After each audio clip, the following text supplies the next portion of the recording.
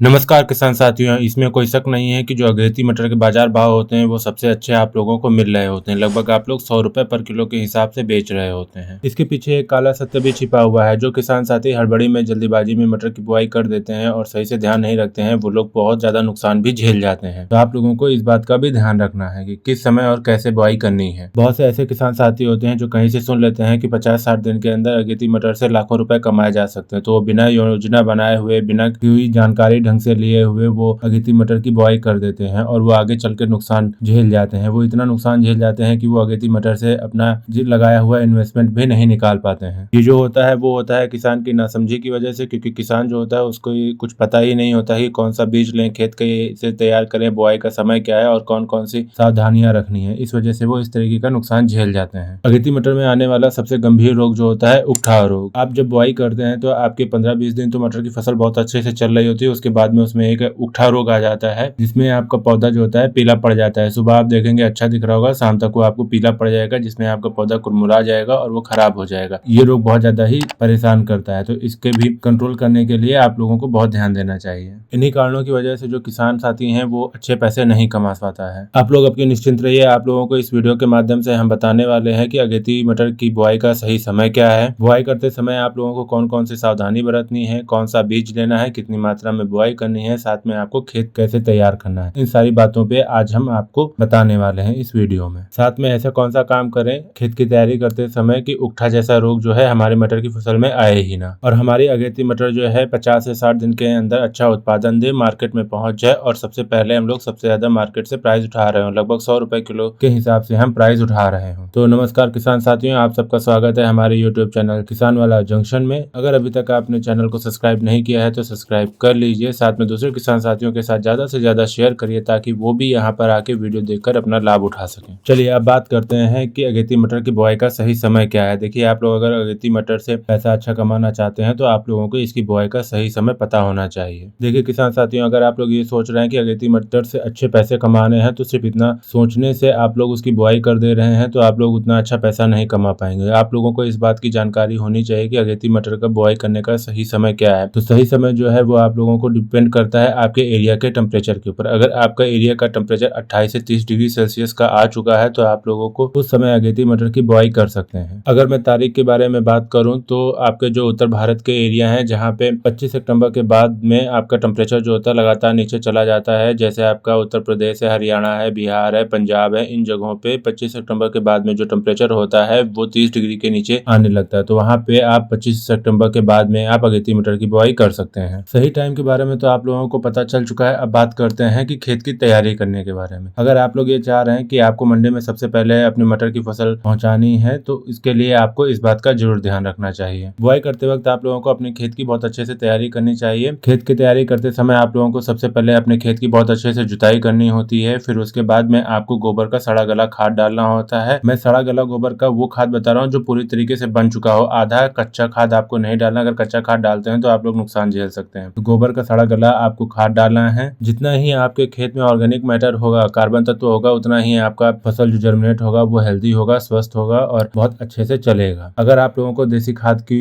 मात्रा नहीं सही से मिल पा रही है तो आप लोग 5 से 6 कुंतल वर्मी कंपोस्ट के जो यूनिट आते हैं वो अपने खेत में डाल सकते हैं। मैंने ये जो आपको वर्मी कंपोस्ट के बारे में बताया वो पर एकड़ के हिसाब से आपको बताया है। किसान साथियों, जो आपको मैंने खाद बताई है देसी गोबर की खाद या वर्मी कंपोस्ट खाद के बारे में, अगर आप लोग इसको सही मात्रा से अपने खेत में डालते हैं तो उकठा रोग और पीलापन की जो समस्या आती है वो आपकी फसल में आएगी ही नहीं जल्दी। देखिए किसान साथियों, ये हो गया देसी खाद के बारे में। अब बात करते हैं रासायनिक खाद के बारे में। किसान साथियों, जो आप बेसल डोज डालते हैं अपनी मटर की फसल में, जिन खेतों में रासायनिक खाद जो आपका बेसल डोज होता है वो अच्छे से डाल दिया जाता है शुरुआती चरण में, तो उसमें जो है आपका मटर का पौधा बहुत अच्छा चल रहा होता है और साथ में आपका उत्पादन भी बहुत अच्छा निकल रहा होता है। साथ में आपकी जो फसल होती है वो हरी भरी रहती है। तो सबसे पहले जो आपको खाद डालनी होती है, सिंगल सुपर फास्फेट ले लेना है 50 से 100 किलो। सिंगल सुपर फास्फेट के साथ में आप लोगों को डीएपी डालना होता है 35 से 50 किलो पर एकड़ के हिसाब से आपको बता रहा हूँ, आपको डीएपी भी ले लेना है। इसके साथ में आप लोगों को एमओपी म्यूरेट ऑफ पोटाश लगभग 30 किलो ले लेना है। इसके साथ में आप लोग टाटा हाइड्रोक्लोराइड ले सकते हैं 5 किलो। इससे क्या होगा, इससे ये होगा कि आपकी जड़ों में लगने वाली फंगस वाली बीमारी या आपके खेत में अगर कोई इंसर्ट है, जैसे आपका नेमेटोड है, दीमक है, ये आपके खेत को में लगने वाले पौधों में किसी तरीके की समस्या को नहीं आने देंगी। इसके साथ में आप लोगों को लेना है थाइफनेट मेथाइल 500 ग्राम। देखिए किसान साथियों, जो हमारे मटर की फसल में उगठा रोग लगता है उसके लिए हम लोग थाइफनेट मेथाइल का उपयोग कर रहे होते हैं, ताकि शुरुआती चरण में ही हम अपनी जमीन को उपचारित कर सकें और ये वाली समस्या हमारे मटर की फसल में ना आए। इन सभी को आप लोगों को ले लेना है, साथ में इनको मिला के अपने खेत के अंदर छिड़क हुई से बुरकाव कर देना है। उसके बाद में आप अपने खेत में रोटावेटर लगा दीजिए। उसके बाद में आप पाटर लगा दीजिए। पाटर लगाने से पहले आप एक बात को सुनिश्चित करिए कि आप लोग अपने खेत में पलेवा जरूर कर दीजिए, ताकि आपकी जो मिट्टी है, आपका जो खाद है, वो अच्छे से मिट्टी में जा सके। किसान साथियों, आप लोगों को इस बात का जरूर ध्यान रखना है कि बुआई करने से पहले आपके खेत में जो है पर्याप्त मात्रा में नमी जरूर बना लेना, ताकि हम जब बुआई करें अपने मटर की फसल की तो हमारे मटर की फसल बिना सिंचाई के ही जर्मिनेट हो सके। देखिए किसान साथी, आप लोगों ने अपने खेत को अच्छे से तैयार कर लिया, उसमें रासायनिक और देसी खाद भी डाल ली। अब बात करते हैं बुआई के बारे में। बुआई करने से पहले आप लोगों को सबसे पहले जो लेनी है, एक अच्छी वैरायटी लेनी है। चलिए अब इस बारे में बात करते हैं। वैरायटी का चुनाव करने से पहले हम लोगों को इस बात का ध्यान रखना होता है कि हम अगेती मटर की बुआई कर रहे हैं जो कि 60 दिन की होती है। मार्केट में ऐसी बहुत सी वैरायटी इस समय आ चुकी हैं जो 90 दिन की है। 90 दिन वाली जो वैरायटी होती है वो पछेती वैरायटी में हम लोग उसको बुआई कर रहे होते हैं, और जो 60 दिन की बुआई कर रहे होते हैं, 60 दिन के लिए हम लोग मटर की बुआई कर रहे होते हैं, वो अगेती होती है। तो हम लोग इस समय अगेती मटर की बुआई करने जा रहे हैं, तो हम लोगों को इस समय जो है वो वाली वैरायटी चाहिए होती है जो 60 दिन में तैयार हो जाए और मार्केट में सबसे पहले हम लोग मंडी में पहुंचा के उससे बहुत अच्छा मुनाफा कमा सकें। तो अगेती मटर की वैरायटी में जो हमारे देश में सबसे ज्यादा लगाई जाने वाली वैरायटी है वो एडवांटा कंपनी की है GS10। इसके अलावा एक और आती है AP3,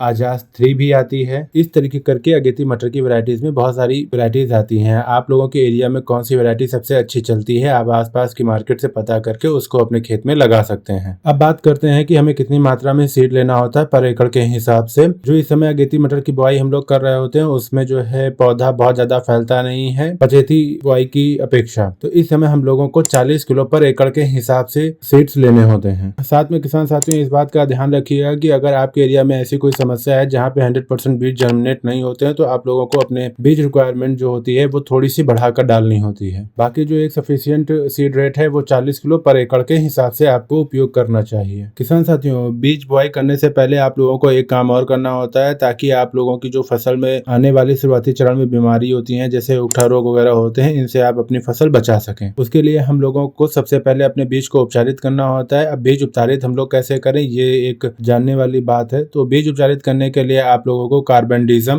मैनकोजेब से भी कर सकते हैं, थीरम से भी अपना बीज उपचारित कर सकते हैं। मार्केट में कंपनी ने और भी बीज उपचार करने के लिए दवाइयां निकाल सकती हैं। अगर आप उनमें से कोई एक ले रहे हैं तो आप लोगों को 2 से 4 ml 1 किलो बीज के अनुपात में आप लोगों को अपनी सीड को ट्रीट करना चाहिए। उसके बाद इनको सुखा लेना चाहिए। आपके बीज सूखने के बाद जब अच्छे से बीज आपके सूख जाएं, तब उसके बाद में आपको अपने बीज की बुआई करनी है। बुआई आप लोग लगभग 3 मेथड से कर सकते हैं। एक छिटक विधि से आप बुआई कर सकते हैं, दूसरा सीड ड्रिल मशीन से आप बुआई कर सकते हैं, एक तीसरा और मेथड आ गया है जिसमें आप मेड बनाकर भी बुआई कर सकते हैं। मैं आप लोगों को प्रीफर करूंगा कि आप लोग जो है सीड ड्रिल मशीन से बुआई करें। सीड ड्रिल मशीन से बुआई करने का एक सबसे बड़ा जो आप लोगों को लाभ मिलेगा वो रहेगा कि पौधे से पौधे की जो दूरी होती है वो समान बनी रहेगी और आपका बीज जो है वो ज्यादा नुकसान नहीं होगा। इसके बाद जो सबसे ज्यादा इंपॉर्टेंट बात आती है वो आती है खरपतवार नियंत्रण की। किसान साथियों, अगर आप लोग शुरुआती चरण में ही खरपतवार नियंत्रण का उपयोग कर लेते हैं, जो हमारी फसल होती है तो वो बहुत अच्छे से जर्मिनेट होती है और बहुत अच्छे से चल रही होती है, क्योंकि वो खरपतवार की वजह से दबती नहीं है। तो आप लोगों को इस बात का भी बहुत ध्यान रखना होता है। आपकी बुआई करने के बाद में जब आपका 36 से 40 घंटे हो जाते हैं, तब आप लोगों को अपनी खरपतवार नाशी का स्प्रे कर देना होता है, या फिर आप लोग जो है बुआई करने के तुरंत बाद ही आप लोगों को 1 लीटर पर एकड़ के हिसाब से जो पेंडामेथिलीन आता है उसकी स्प्रे कर देनी है आप लोगों को अपने खेत के अंदर, ताकि जो आपकी खेत की नमी है वो आपके खेत की नमी के ऊपर जो है आपकी एक लेयर बना दे और आपके जो खरपतवार के बीज होते हैं उनको जर्मिनेट ना करने दे, उनको निष्क्रिय कर दे। यही काम कर देने के बाद में जब 5 से 6 दिन बाद आपकी जो फसल होती है जर्मिनेट हो जाती है, उसके 15 से 20 दिन बाद आप लोगों को एक NPK का जो है स्प्रे करना होता है। NPK 19-19-19 या 20-20-20 का आप लोग स्प्रे कर सकते हैं। साथ में आप लोग चिलेटेड जिंक 100 ग्राम पर एकड़ के हिसाब से इसमें मिला सकते हैं और इसको फोलियर स्प्रे के थ्रू आपको अपनी फसल पे स्प्रे कर देना होता है। जहाँ पे हम लोगों ने बेसल डोज में अच्छे से खाद डाली हुई है वहां से तो वो पौधा ले ही रहा है, और फिर हम लोग फोलियर स्प्रे के थ्रू भी इसको खाद दे रहे होते हैं, तो ये ऊपर से बहुत अच्छे से खाद को ग्रहण कर रही होती है, जिससे हमारा पौधा जो होता है वो हरा भरा और स्वस्थ बहुत अच्छा चल रहा होता है। जब आप लोगों का पौधा 35-40 दिन का हो जाता है, तब आपकी फसल जो है एक सिंचाई मांग रही होती है। जब आप देखते हैं कि आपका पौधा दिन के अंदर कुलमुला जाता है, थोड़ा सा मुरझा जाता है, उस समय आप लोगों को एक सिंचाई करनी होती है। बहुत से किसान साथी हैं सिंचाई करते समय ध्यान नहीं देते हैं, उससे आप अपनी फसल बिगाड़ लेते हैं। आप लोगों को सिंचाई स्प्रिंकलर के माध्यम से करनी है और बहुत हल्की सिंचाई करनी होती है, ज्यादा सिंचाई करने की आवश्यकता नहीं होती है। जब आप लोग सिंचाई कर रहे होते हैं उससे पहले आप लोगों को यूरिया 30 से 35 किलो पर एकड़ के हिसाब से ले लेनी होती है। साथ में आप लोगों को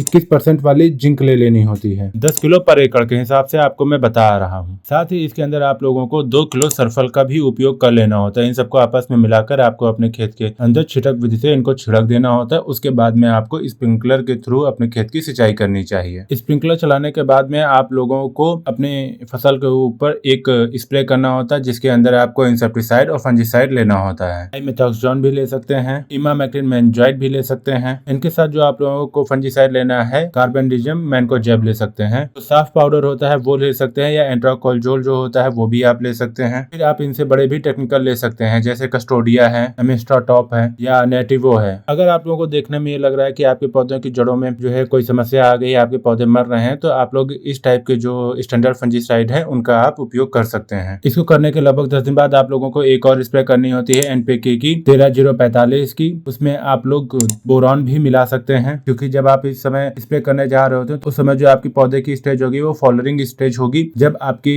फूल बनने होगी और फूल से फल बनने वाला होगा। किसान साथियों, इस वीडियो में जो जानकारी दी गई, अगर आप उस जानकारी के हिसाब से ध्यान रखते हुए अपनी फसल को तैयार करते हैं तो आप लोग 60 दिन बाद अपनी फसल को सबसे पहले मार्केट में पहुंचा के लगभग 100 रुपए पर किलो के हिसाब से आप अपनी मटर की फसल को बेचकर सबसे अच्छा मुनाफा कमा रहे होंगे। हमारे चैनल के साथ में बने रहिएगा। हम समय समय पर आप लोगों के लिए इस तरीके की वीडियो मटर से जुड़ी हुई, अगेती मटर की फसल से जुड़ी हुई आपको बना के डालते रहेंगे, ताकि आप लोग समय समय पे कौन सा खाद डालना है, कौन सा स्प्रे करना है, कौन कौन सी सावधानियां रखनी है, इसका ध्यान रख सकें। अगर आप लोगों को हमारे द्वारा दी गई जानकारी इस वीडियो में अच्छी लगी है तो वीडियो को लाइक करें, कमेंट करें। साथ में अगर अभी तक आपने चैनल को सब्सक्राइब नहीं किया है तो चैनल को सब्सक्राइब कर लें, और ज्यादा से ज्यादा किसान साथियों के साथ में इसको शेयर करें, ताकि वो भी इसको देखकर अपना लाभ उठा सकें। धन्यवाद।